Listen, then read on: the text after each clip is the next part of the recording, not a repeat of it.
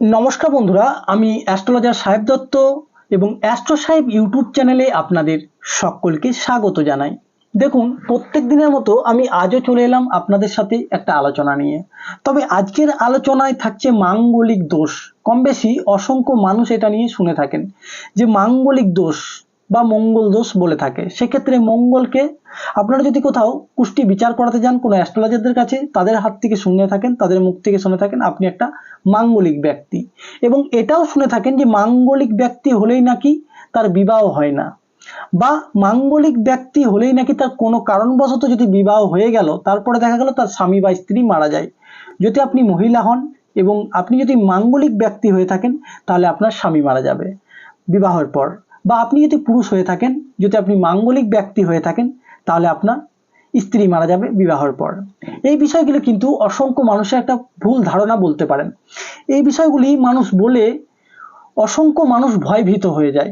এই বিষয়গুলি আসলে তা নয়, কিন্তু মাঙ্গলিক অর্থাৎ মাঙ্গলিক বিষয়টা কি, মঙ্গল বিষয়টা কি, অর্থাৎ মঙ্গল যে কোনো কাজে আপনার মঙ্গল হোক, মঙ্গলময় হোক, এই বিষয়গুলি কিন্তু এসে থাকে দেখবেন প্রত্যেকটা কথোপকথনে আমাদের হয়ে থাকে। তাহলে মঙ্গলকে কিভাবে আপনি খারাপভাবে ধরবেন, বা মাঙ্গলিক এটা একটা বিবাহ ক্ষেত্রকে ইন্ডিকেশন করে থাকে, তাহলে বিবাহ ক্ষেত্রে বিবাহ কিভাবে বিঘ্ন ডালতে পারে। বা অসংখ্য মানুষ দেখবেন আপনারা মঙ্গলের বিষয়ে মঙ্গল হোক বা মঙ্গলময়ী হোক এই বিষয়গুলো বলে থাকে।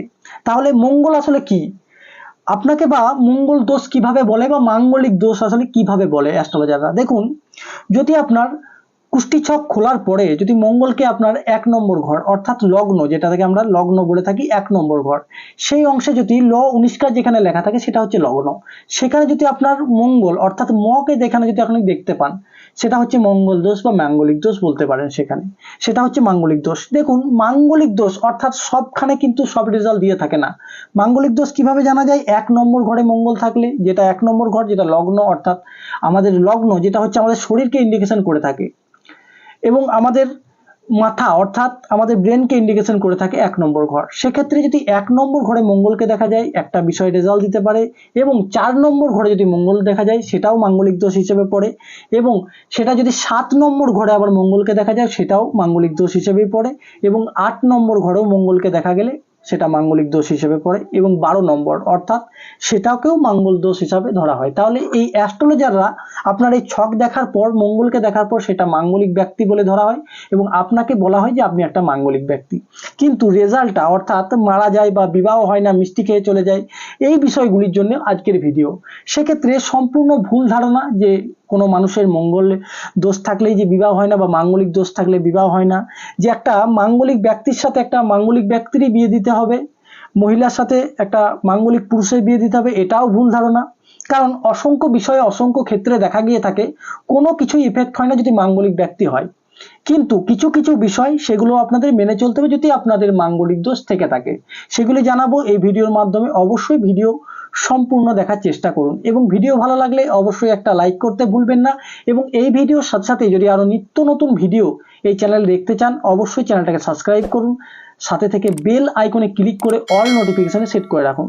কারণ প্রত্যেকটা ভিডিও যখনই আলোচনার ভিডিও আমি ছাড়বো এই বিষয়ে এই অ্যাস্ট্রো সাহেব ইউটিউব চ্যানেলে, তখনই আপনাদের কাছে সেই নোটিফিকেশন চলে যাবে, সেগুলি আপনারা খুব সহজেই দেখতে পারবেন। তো চলুন, মঙ্গল নিয়ে আজ আলোচনা। মাঙ্গলিক দোষ অর্থাৎ যদি কারো 1 নম্বর অর্থাৎ লগ্নে যদি মঙ্গলকে দেখা যায় সেক্ষেত্রে মঙ্গলের কি এফেক্ট পড়বে। দেখুন, মঙ্গল অর্থাৎ উগ্রতা দেখা দেবে যে কোনো বিষয়ে। বাড়ির হয়তো মা বাবাকে আপনি দুটো কথা বলে দিলেন, উগ্রতা দেখালেন, তারা হয়তো সহ্য করলো, কিন্তু সেটা যদি আপনি বাইরের মানুষকে দেখান, বা আপনার বিবাহর পরে যদি শ্বশুর শাশুড়ি বলুন, বা আপনার যদি আপনি মহিলা হন সেখানে যদি দেখান শ্বশুর শাশুড়িকে, তারপরেও কিন্তু একটা এফেক্ট সেখানে করবে, বা সেই বিষয়ে কিন্তু আপনাকে খারাপভাবে প্রমাণ করবে তারা। সেই বিষয়গুলির জন্য এই মাঙ্গলিক দোষ 1 নম্বর ঘরে যদি থাকে এই বিষয়গুলি আপনাকে খেয়াল করতে হতে পারে। এবং দেখুন, আরেকটা জিনিস যেটা 7 নম্বর ঘরে মাঙ্গলিক দোষ থাকে, 7 নম্বর ঘরে যদি মঙ্গলকে দেখা যায় সেটাও মাঙ্গলিক দোষ হিসেবে ধরা যায়। বিবাহ ক্ষেত্রে স্বামী স্ত্রী একটা মনোমিলন দেখা দিতে পারে, ছোটখাটো বিষয় নিয়ে ঝামেলা হতে পারে, এই বিষয়গুলি দেখা দেয় মাঙ্গলিক দোষে। আরেকটা জিনিস দেখবেন, যাদের 12 নম্বর ঘরে মঙ্গল দেখা যায় সেটাও কিন্তু মাঙ্গলিক দোষ হিসেবে পড়ে। সেটা কি এফেক্ট করে থাকে, যে কোনো গাড়ি অর্থাৎ যানবাহন আপনি চালাচ্ছেন, সেটা মহিলা হোক বা পুরুষ হন, সেক্ষেত্রে অনেক মহিলারা স্কুটি চালান, সেটাও দেখে শুনে চালাতে বলবো। কারণ যে কোনো একটা রক্তক্ষয় অর্থাৎ রক্তক্ষয়ের বিষয় কিন্তু থেকে চলে আসে এই মাঙ্গলিক বিষয়। প্রথমেই বললাম যে মারা কিন্তু কেউ যায় না, মৃত্যুটা অর্থাৎ ভগবানের সৃষ্টি, আমার লেখা আছে কখন জন্মগ্রহণ করেছি কখন মৃত্যু হবে সেটাও কিন্তু আমার লেখা আছে। তাই আপনাদের বলবো এই মৃত্যুর বিষয়টা আমি বা আপনি সেটা নির্ধার্য করতে পারবেন না বা সেটা আপনি বলতে পারবেন না, তাই সেটার দিকে আলোচনায় যাচ্ছি না। যেটা হয় মাঙ্গলিক দোষ থাকলে যে বিষয়গুলি আপনাকে খেয়াল হতে পারে, উগ্রতা দেখা দিতে পারে, মানুষের মনে একটা কথা হয়তো বলছেন, সেটা আপনি চটজলদি বলার কারণে হয়তো অন্য কথায় চলে গেলেন, সেটা মানুষের মনে আঘাত লাগতে পারে। যেটা আপনার যেখানে হয়তো মহিলা হলে আপনার শ্বশুর বাড়িতে সেটা সবাই মেনে নেবে না, 5টা আঙুল যেরকম সমান হয় না, সব মানুষ সেরকম সমান হয় না, সবাই আপনাকে ঠিকভাবে বিষয় নিতেও না পারে সেই কথাটা, বা আপনার সেই বিষয়টাকে ঠিকভাবে নিতেও না পারে, এই বিষয়গুলি আসতে পারে। যানবাহন অর্থাৎ আপনি যে গাড়ি বাড়ি চালাচ্ছেন সেগুলো দেখে চালাবেন।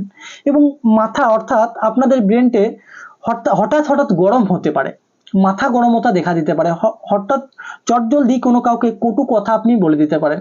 এই বিষয়গুলি একটা মনোমিলন না হওয়ার কারণে মুখ বন্ধ হতে পারে, এই বিষয়গুলি হতে পারে। এবং স্বামী স্ত্রীর মধ্যে ছোটখাটো একটা আলোচনা থাকছে, সেই বিষয়ে হঠাৎ একটা আলোচনা চলে এলো এবং যেটা একটা ঝগড়াঝাটির মুখ হয়ে গেল বা ঝগড়াঝাটি হয়ে গেল, সেই বিষয়ে হতে পারে।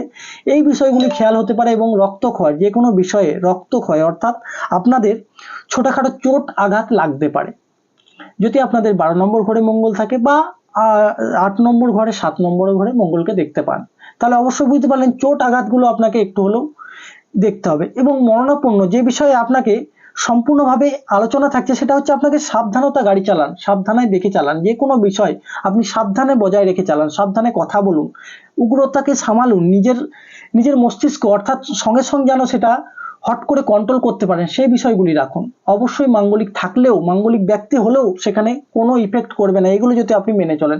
অনেকে দেখবেন, অনেক অ্যাস্ট্রোলজাররা হয়তো বলে থাকেন যে আপনি মাঙ্গলিক ব্যক্তি, আপনাকে এই করতে হবে, যজ্ঞ করতে হবে, হোম করতে হবে, তাবিজ নিতে হবে, মাদুলি নিতে হবে, স্টোন পড়তে হবে, এই বিষয়গুলি আপনি বিগত চলুন এবং এই বিষয়গুলিকে এড়িয়ে চলুন। কোনো কিছু হয় না, বিবাহ সময় হলে অবশ্যই আপনার বিবাহ হয়। দেখুন, আপনাদের হয়তো বলে থাকেন, অনেক মানুষ আমাকে হয়তো কোশ্চেন করে থাকে, দাদা আমার 7 নম্বর ঘরে মঙ্গল আছে, তাহলে কি আমি চাকরি পাবো না?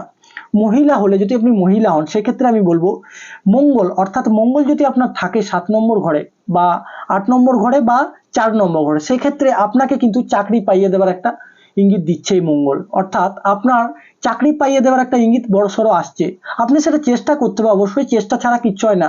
আপনি 5টা আঙুলে 5টা স্টোন পড়ে থাকলে মাদুলি, কবই, তাবুলি, হোম, যজ্ঞ যতই করুন না কেন, যদি আপনি চেষ্টা না করেন তাহলে কিন্তু কোনো কিছুতেই সাকসেস হবে না, যতই আপনাকে অ্যাস্ট্রোলজাররা বলে থাক, যতই গোল্ডেন টাইম থাক না কেন আপনার।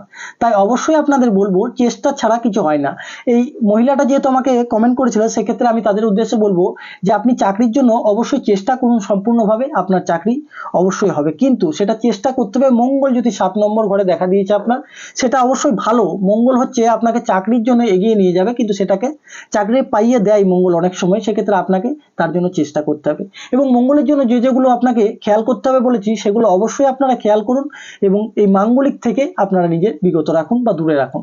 এই মাঙ্গলিক দোষ থাকলেই যেগুলো বললাম আমি প্রথমে, মৃত্যু হয়, এসব কিছু হয় না। প্রথম কথা, আপনাকে দেখে চলতে হবে, একটু হলেও নিজের মুখকে সামালতে হবে এবং বাক শক্তিকে নিজে ঠিক করতে হবে, যেন হঠাৎ করে আপনি যেন কোনো মানুষকে কটু কথা না বলে ফেলেন বা আপনার উগ্রতা যেন মানুষকে না দেখান, হট করে যেন রেগে না যান, এই বিষয়গুলি খেয়াল করতে হবে। স্বামী স্ত্রীর মধ্যে সম্পর্ক ঠিক রাখতে হবে এবং কোনো কারণবশত হয়তো আপনাকে সেখানে চুপ হতে হবে। যদি কোনো কারণবশত সেই বিষয়গুলি আপনার চলে হলো, হয়তো আপনি কোনো কথা শুনলেন, সেটাতে আপনাকে চুপ করে থাকতে হবে, এই বিষয়গুলি আপনাকে মেনে চলতে হবে। চলুন আজকে সম্পূর্ণভাবে আলোচনা করে আপনাদের হয়তো মাঙ্গলিক বিষয়টা বোঝাতে পারলাম।